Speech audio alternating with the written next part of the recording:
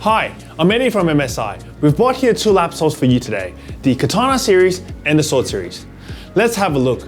But before we start, let me tell you the story behind these gaming laptops.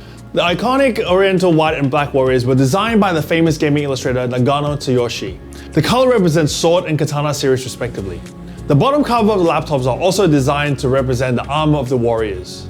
Like a warrior who is capable of using every kind of weapons, the laptop equips with different I/O ports, making you prepared for all kinds of scenario.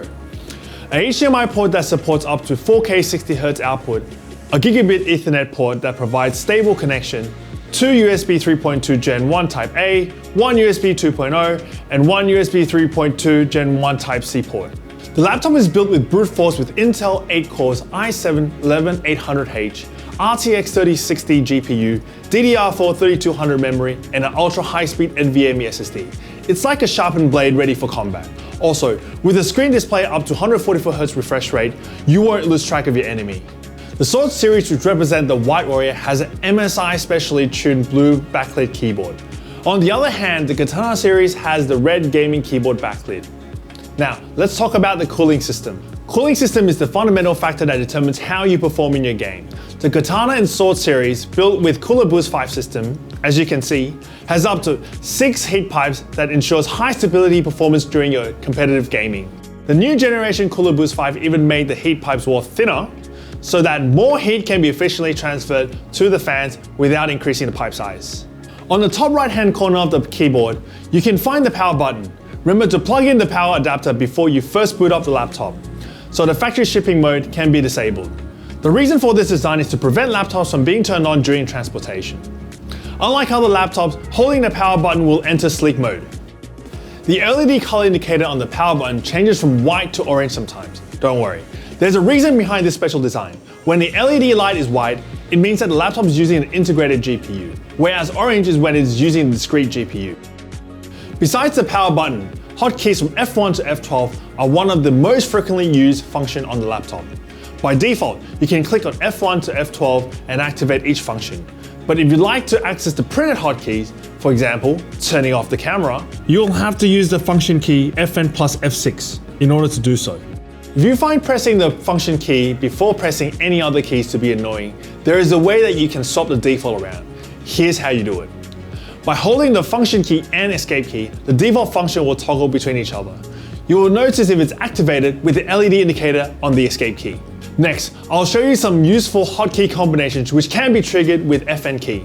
If you use the Fn to F12 key quite frequently with the Fn button or vice versa, you probably want to move the Fn key to the left of the keyboard instead of the Windows key. By switching their functions, you will reduce your chance of accidentally pressing the Windows key and switching out of your game. And guess what? You can switch their function in MSI Center.